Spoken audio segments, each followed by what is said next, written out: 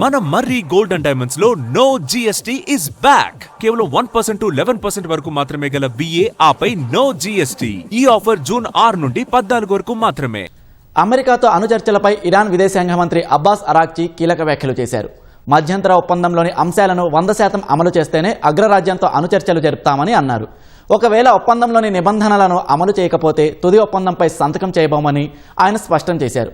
దేశ భద్రత కోసం ఐరాస సహా ఇతర అంతర్జాతీయ కూటములపై ఆధారపడమని చెప్పారు.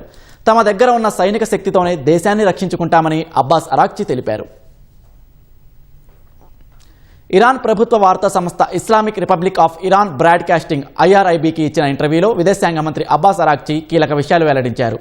తొలుత అమెరికాతో మధ్యంతర ఒప్పందం కుదుర్చుకుంటామని తెలిపారు. మరికొన్ని రోజుల్లోనే అది జరిగే అవకాశం ఉందన్నారు. మధ్యంతర ఒప్పందం 60 రోజుల పాటు అమల్లో ఉంటుందని చెప్పారు. ఆ సమయంలో ఇరుపక్షాలు దాడులు చేసుకోకుండా సంయమనం పాటించాల్సి ఉంటుందని వెల్లడించారు. కాల్పుల విరమణ సమయంలో అణు నిల్వలు సహా ఆంక్షల ఎత్తివేతపై చర్చలు ఉంటాయని వివరించారు. అవి సఫలమైతే అమెరికాతో తుది ఒప్పందం కుదుర్చుకుంటామని అరాక్చి తెలిపారు. మధ్యంతర ఒప్పందం అమల్లో ఉన్న సమయంలో అమెరికా కొన్ని హామీలను అమలు చేయాల్సి ఉంటుందని పేర్కొన్నారు. లెబనాన్ నుంచి ఇజ్రాయెల్ సేనలు వైదొలగడం అందులో ఒకటని వెల్లడించారు.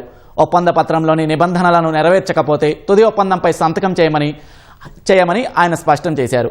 అమెరికాతో తుది ఒప్పందం విషయంలో నేషనల్ సెక్యూరిటీ కౌన్సిల్లో చర్చించి నిర్ణయం తీసుకుంటామని అరాక్చి వెల్లడించారు.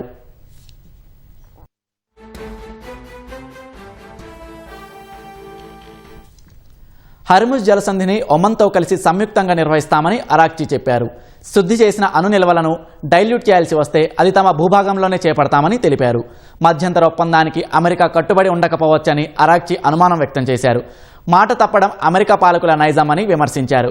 అందుకే లొసుగులు లేని ఒప్పందాన్ని రూపొందించడానికి ప్రయత్నిస్తున్నామని చెప్పారు. దేశ భద్రత కోసం ఐరాస సహా ఇతర అంతర్జాతీయ కూటములపై ఆధారపడమని అన్నారు. తమ దగ్గర ఉన్న సైనిక శక్తితోనే దేశాన్ని రక్షించుకుంటామని అబ్బాస్ అరాక్చి తెలిపారు.